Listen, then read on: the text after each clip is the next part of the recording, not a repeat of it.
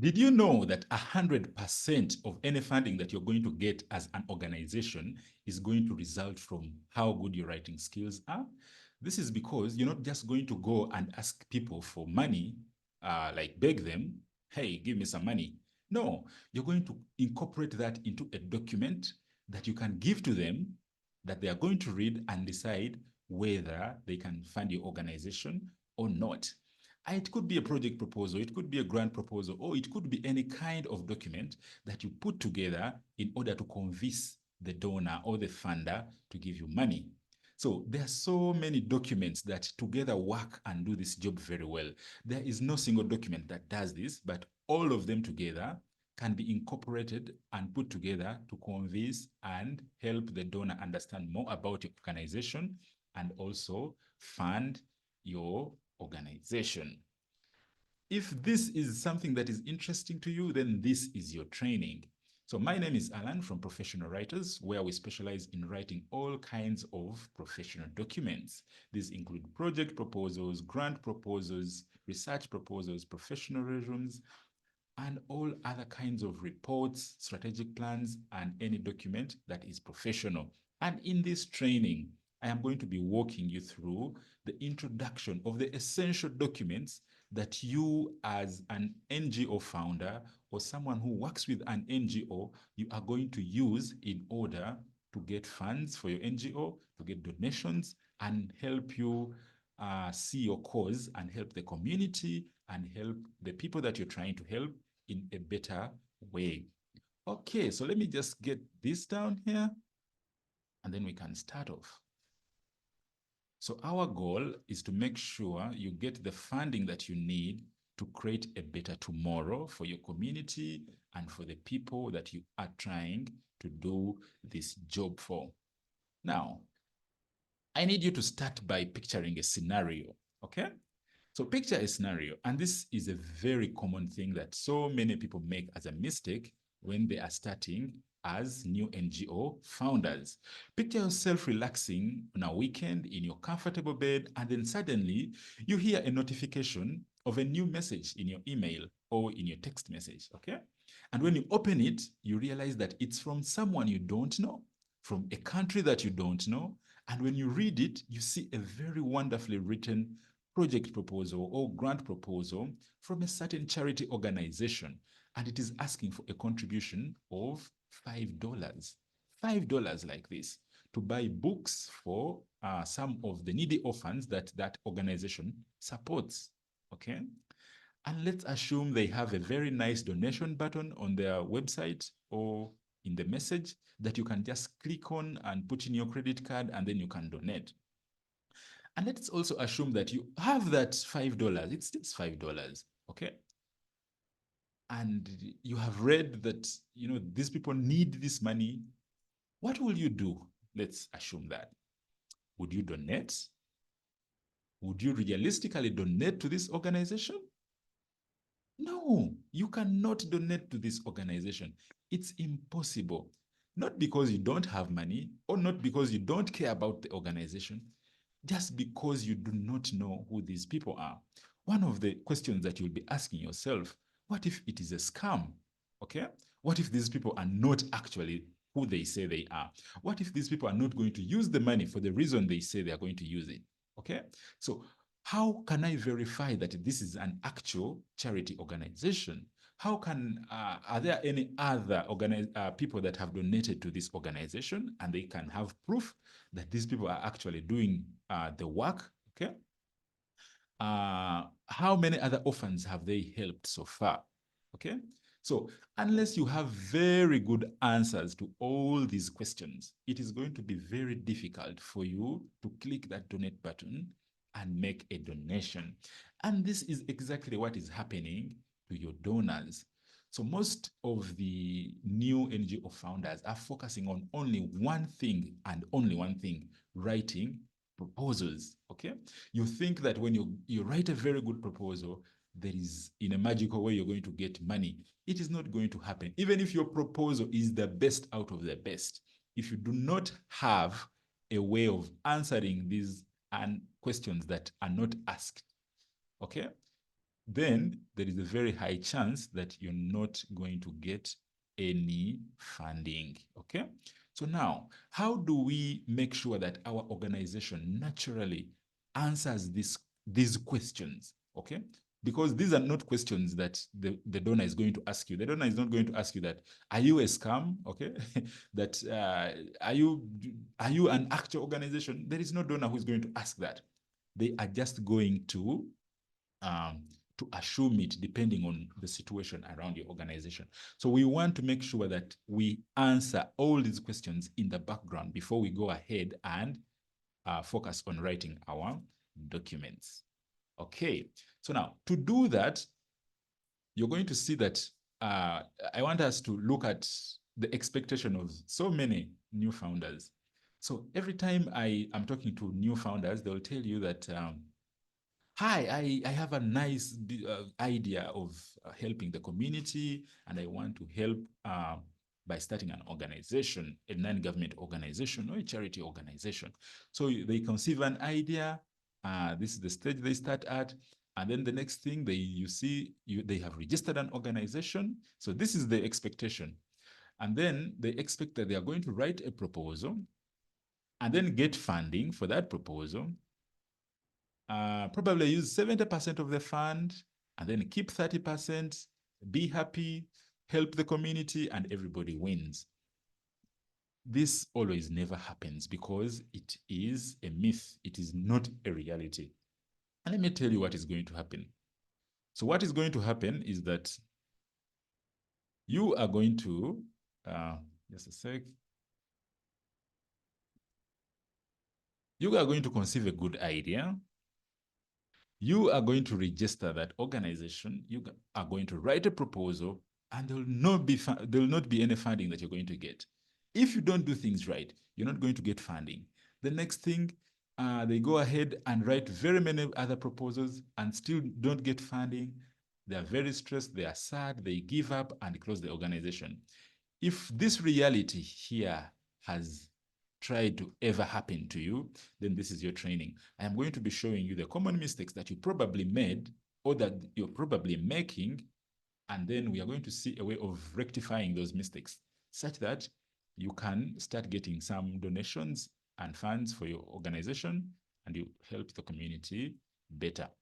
The first thing we want to do is to get an understanding of what we are doing as an organization. And to do this, we need to understand what we call the donor funnel. So a donor funnel is a stepwise process used to turn prospects into long-term donors. So a prospect is someone who is in the long run going to fund your organization. But right now, they are not yet donors. And the major reason is because they do not know and they do not trust you. Okay. So when we do some fast things that make people know us and trust us, then they will go ahead and donate to us their money. Now, to understand the donor funnel, you'll see that it follows a funnel shape. You see that this is a funnel. So a funnel is big up and then it reduces as you go down. So now you'll see that up here we have what we call awareness. We have from the awareness, we go to what we call interest, involvement, investment, and stewardship. So this is how a prospect, a person who has never donated to you is up here. A person who is donating to you is down here. And this is how they are going to move until they give you an actual donation. So now let's look at what we call awareness. So awareness is the first stage of the donor funnel. So in awareness, nobody yet knows about your organization. And your goal as an NGO founder or as an NGO manager or executive director, you need to make sure that your organization is known as much as possible. It is very easy to fundraise for a known organization. Every time my clients come to me and they're saying, hey, Alan, I want you to write for me a project proposal, I always ask them, how known is your organization? Because an organization that is very known is very easy to fund, to get donors for, okay? It is very difficult for someone to donate to you if they have never heard about you. It is very difficult. So all NGOs must be focusing on creating awareness. So in this stage, your prospects have never heard of you. And what we want to do is to make sure we make them aware of our mission, we make them aware of our vision, our core values, and introduce our organization to them. We make sure that they know everything about our organization as much as possible. Okay, maybe we could direct them to our social media channels. We could direct them to our website. We could talk to them. We make them know that we exist. And you, as an organizational founder, you should focus a lot on making awareness, especially when your organization is still a young organization. Talk to people, tell people about your organization, wear t-shirts that are branded, do everything that makes people see and learn about your organization. So the next thing we are going to do is to interest them. So when people have known about you, we need to do things that make them interested in making a donation. So what are those things that make people actually get interested in donating? One is to educate them about your cause. Make sure you educate people about your cause, okay? Let's say you're taking care of orphans. What problem are you actually solving? Because you could be telling people that if we don't take care of these orphans, they're probably going to go to the streets, they're going to become criminals, the criminal rates are going to increase in our community. So if we help them from this organization, we can put them in school, give them food, give them clothing, and then they can become better citizens in the future than leaving them. So that is you are educating people about the kind of problem that you're solving when you're taking care of your orphans. But the problem and the mistake that many people make as new NGO founders is that they focus on donate, please, we want to help orphans. We want to help orphans. Please donate. So what will happen if you help the orphans? What will happen if you help the teenage girls who have teenage pregnancies? What will happen if you help the women? That result of what is going to happen after you help those people is what your prospects are dying to hear of before they can actually understand your cause and make a donation.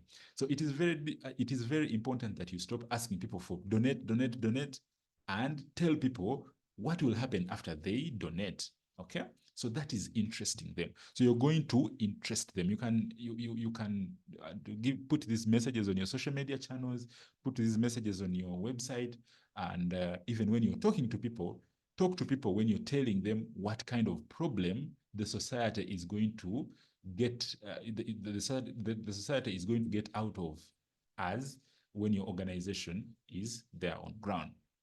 Okay. So the next thing, when people are aware of your organization, now they are interested in what you do, okay? The next thing is they are going to get involved. If I know that you are helping children who are orphans, and I also know that if you don't help those children, they are going to go to the streets, they're going to become criminals, they're the ones that are going to start stealing our things in the community, then me as a community member, I could even become your donor because I'll know that I am contributing to the community well-being. Okay, so I'll get involved. So the first thing they'll do is they get involved at a certain level. So involvement is maybe when at this point, they're not giving you actual money, but they are supporting you in some way. Maybe they could share your social media posts. Okay, maybe they could volunteer to do an event. Maybe you're saying that you're going to create a run, maybe a run for orphans or a cancer run, and they could say, okay, let's get involved and let's run together for the good of the community or for your organization. So at this case, they are starting to get involved, okay? And then after that, they are going to invest. So an investment is when now someone is going to touch their pocket and give you an actual donation. Okay, so when they invest in your organization, they have learned about your organization in awareness. They have been interested in your organization by learning what the actual problem that you solve is. Okay, they have gotten involved at a certain level, and now they are going to give you actual funding. So the person who has reached this stage has come from up, and you see that the funnel has been reducing until it reached at this point. Okay. So this is when now you can actually get a donation. And then later we go to what we call stewardship. And in stewardship is when now the person that has donated to your organization becomes like a marketeer for you. They start telling other people about your organization. They start telling their friends. When they go to church, they talk about you. When they go to family gatherings, they talk about your organization. This is because now these people believe that what you're doing is a good cause and they can continue donating to your organization.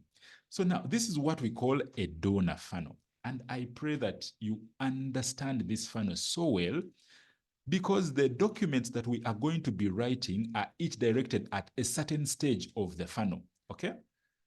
The document that we write to someone who is in the awareness stage is going to sound different from the document that we are going to write to someone who is in the investment stage. Okay?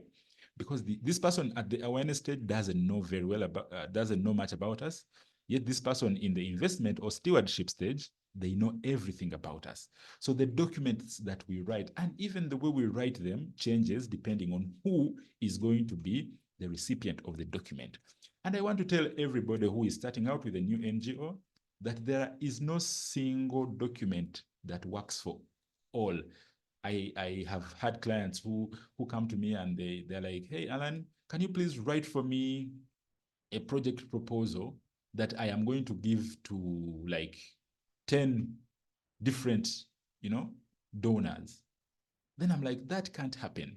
You need to know who your donor is before you can write a document that is going to work. Okay, because people have different beliefs. People have believe in different things. Because if I have an organization that helps young girls and maybe it helps them with sanitary pads, I am going to direct it to maybe a feminist in my community. Okay, these women who are talking for girls, women's rights, you know, if that person is reading that document, it is very easy for them to make a donation than if you direct it to a gentleman, maybe who is interested in football or is not even interested in those girls.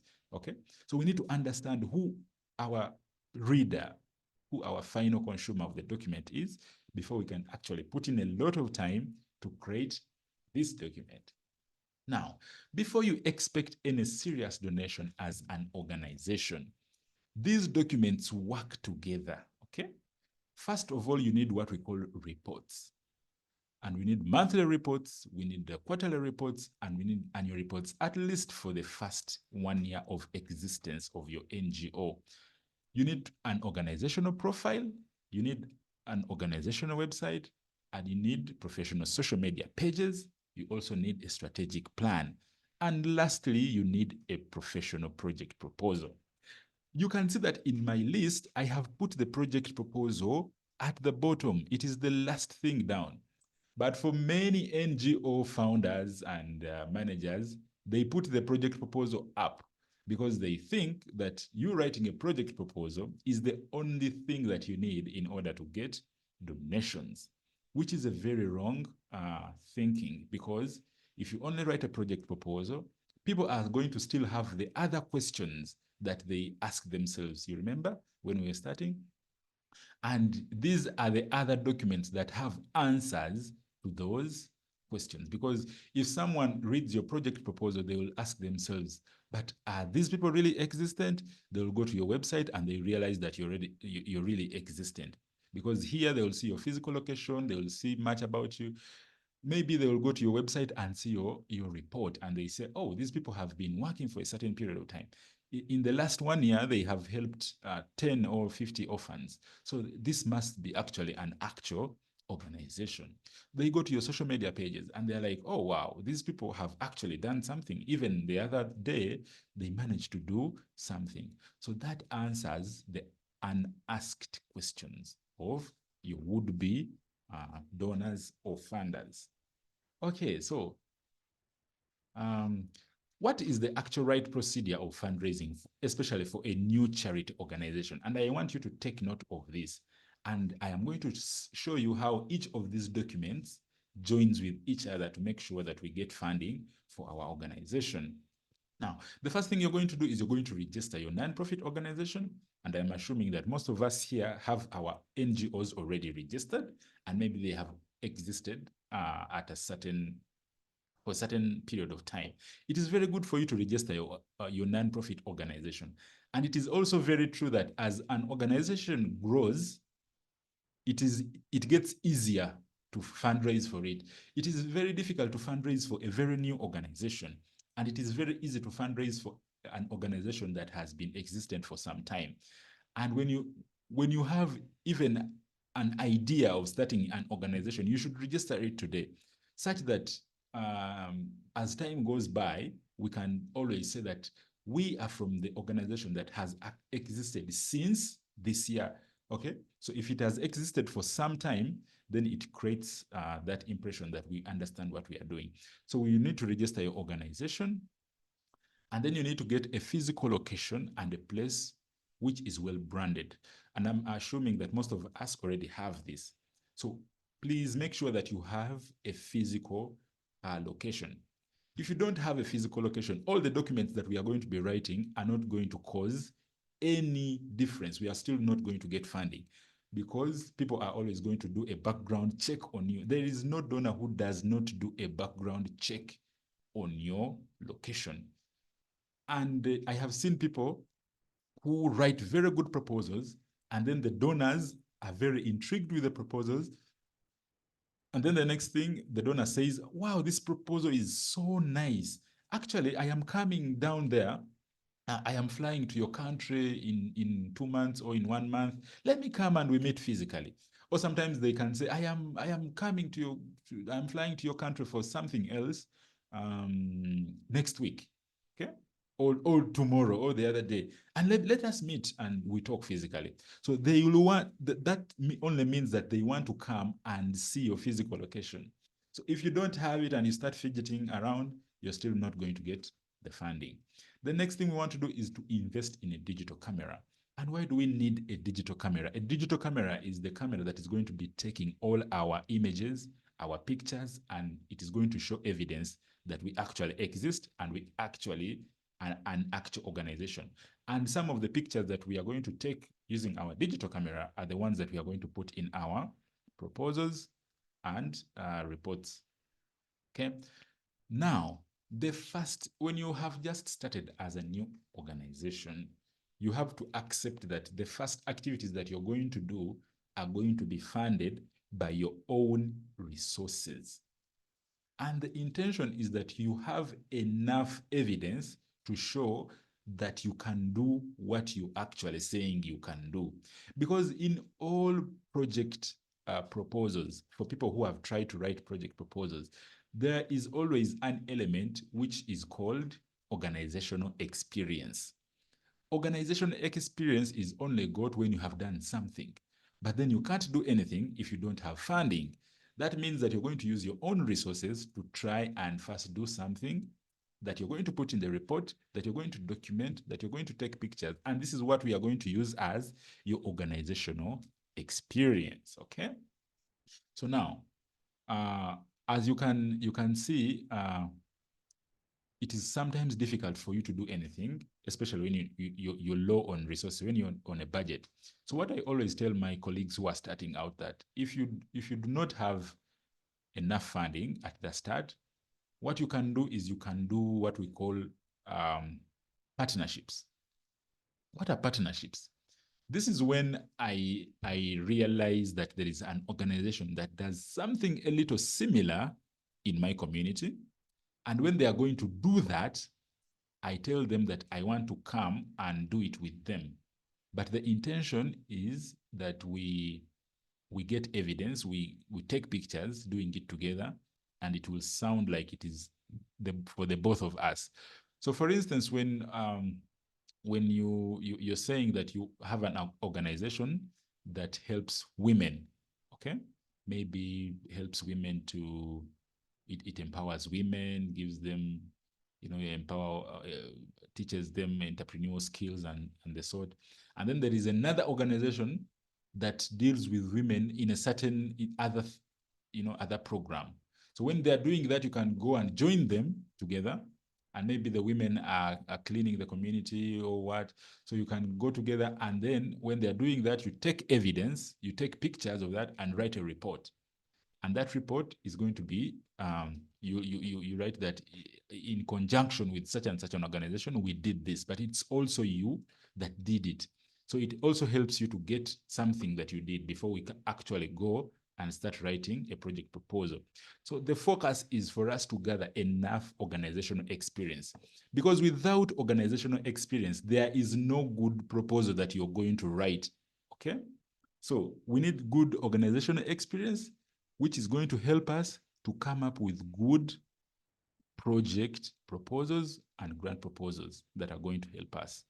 Okay, so with enough that has been done, we still go ahead and write activity reports. Activity reports are those reports that we write. I'm going to be showing you how to write those activity reports in a bit. We write monthly reports, we write annual reports. So these are writing about the activities that we'll have done. Okay, so now you can see how the documents are starting to come in, but they have to come in a strategic manner, not just writing.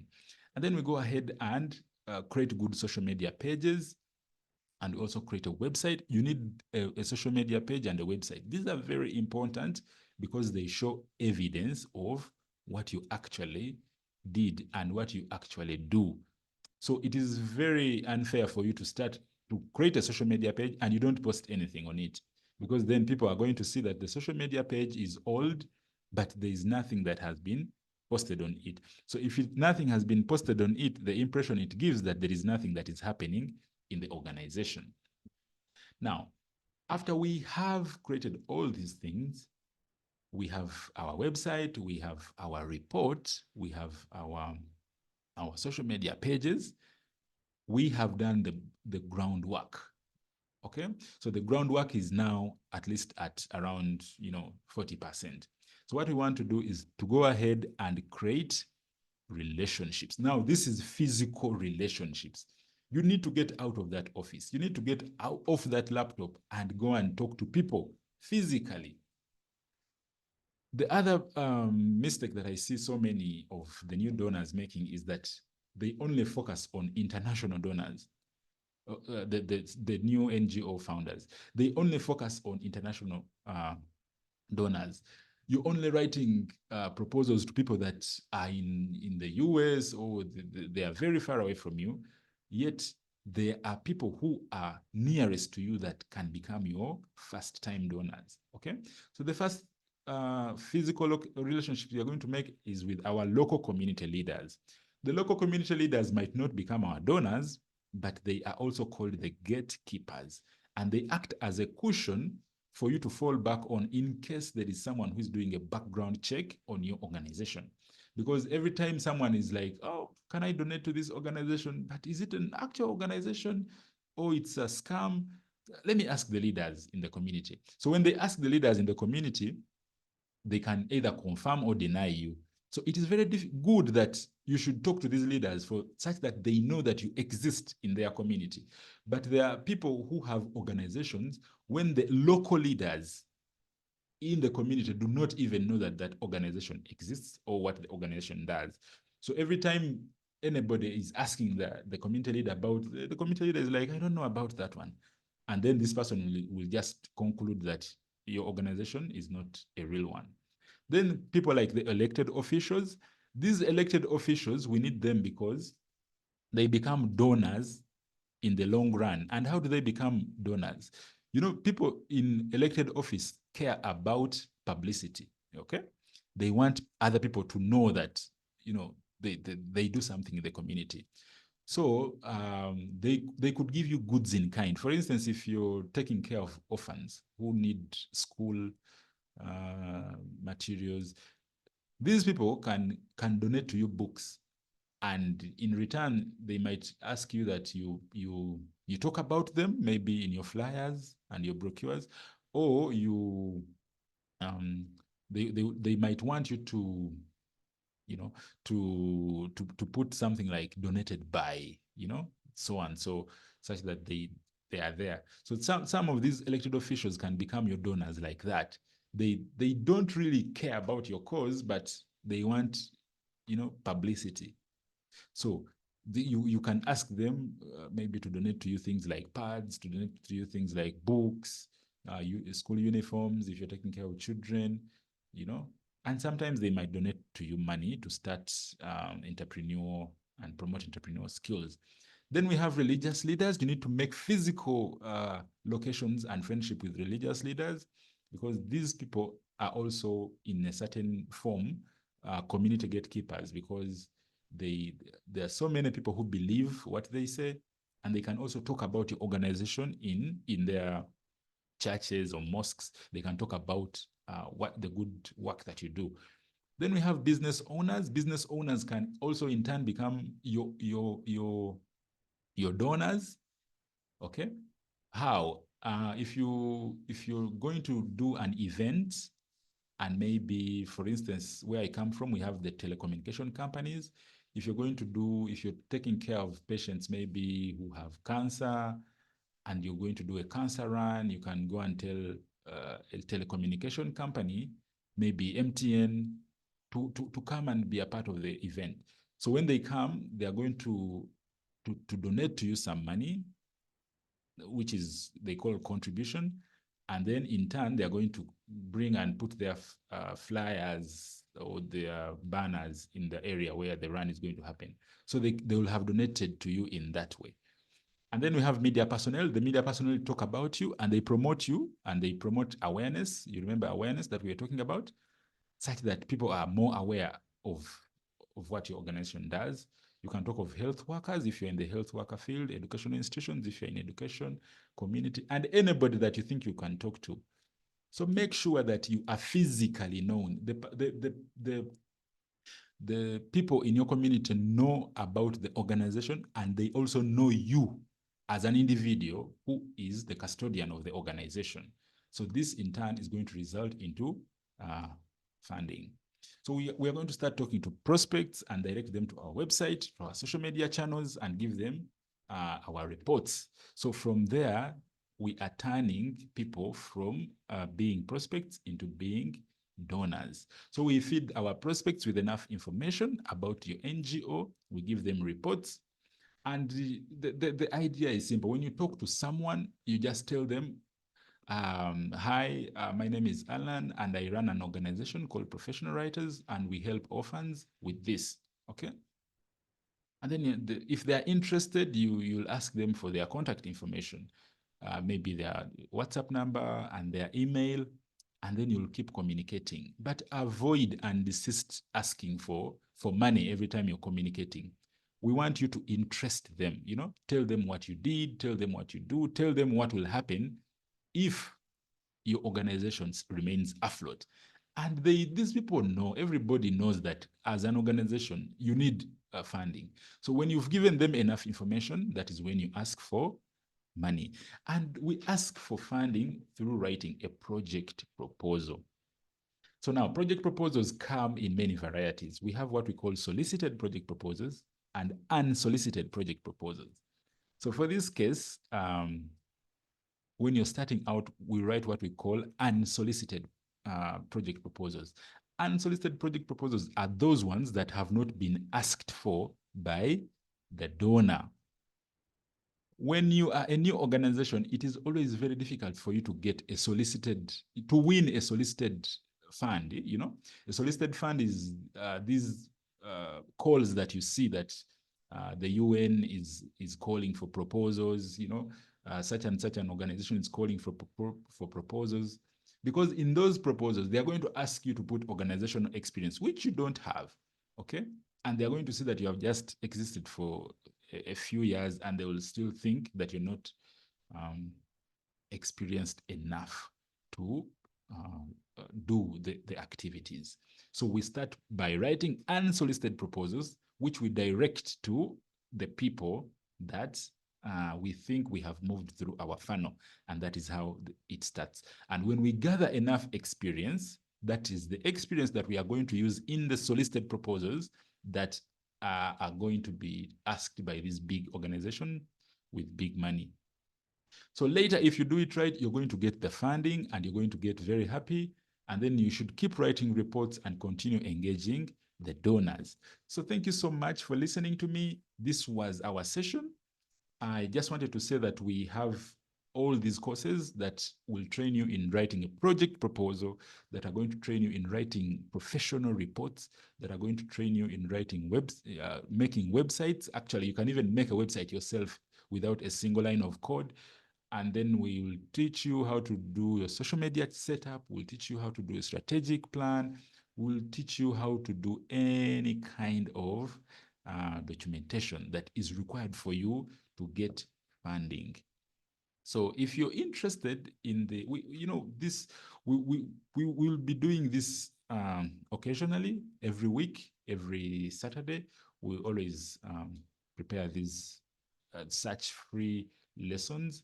And these lessons, we are going to be tackling one by one. We are going to be talking about project proposals, reports, and we are going to be going in detail slowly, once every week. But for you, if you're interested in having the whole package very fast, you can still contact me and we can talk and we can have this entire package down for you on a one-on-one basis. And that can help you move your organization up. I want to thank you so much for not giving up on your organization. Don't give up. If you still haven't registered that organization, go ahead and register it. And together we shall find a way of helping you win with that organization. Thank you so much for listening to me. Right now, I'm going to take some questions from you, and I want to hear from what you think the session was and any other questions that you might have.